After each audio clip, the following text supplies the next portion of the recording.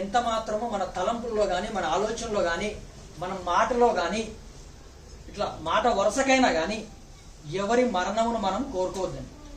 వాళ్ళు ఎంత శత్రువు, ఎంత భయంకరమైన శత్రువు అయినప్పటికీ, ఎంత మనల్ని హింసించినప్పటికీ, స్వయం యేసుక్రీస్తు ప్రభువును ఆ శిలువలో భయంకరంగా హింసించి వేలాడదీశారు. అతను మరణం అవునంత వరకు అతన్ని హింసించారు. ఆయనకు యేసుక్రీస్తు ప్రభు ఏం చెప్పారండి?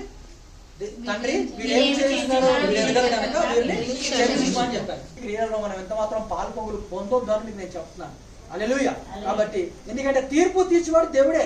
ఇప్పుడు హేబేలు గురించి కయ్యూను చేసినటువంటి ఈ క్రియను బట్టి 12 చివరి గడియలలో ఎప్పుడైతే తండ్రితో సంబంధాన్ని కోల్పోబోతున్నటువంటి చివరి సమయంలో ఆయన ఈ ప్రార్థన చేశారు. ఆయనకు జరగబోయే కార్యములు ఆయన ఊహించి చూసినప్పుడు, ఆయన ఆత్మలో గమనించినప్పుడు అప్పుడు ఈ ప్రార్థన చేశారు. అంటే శారీర రూపంగా ఉన్న అతని శరీరము తట్టుకున్న చాలనంతటువంటి ఆ శ్రమ వస్తుంది కాబట్టి ఆయన వెంటనే ఈ ప్రార్థన చేస్తున్నారు. తండ్రి నీ చిత్తమైతే ఒకవేళ ఈ గిన్నె అంటే ఏంటంటే ఇది ఎప్పుడైతే ఈ గిన్నె గురించి అంటే గిన్నె అంటే ఏంటంటే ఆయన పాపిగా మార్చబడే క్షణాలు.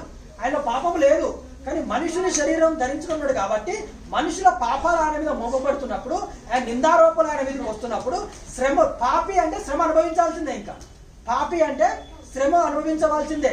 పాపములకు జీతము మరణమని వాక్యం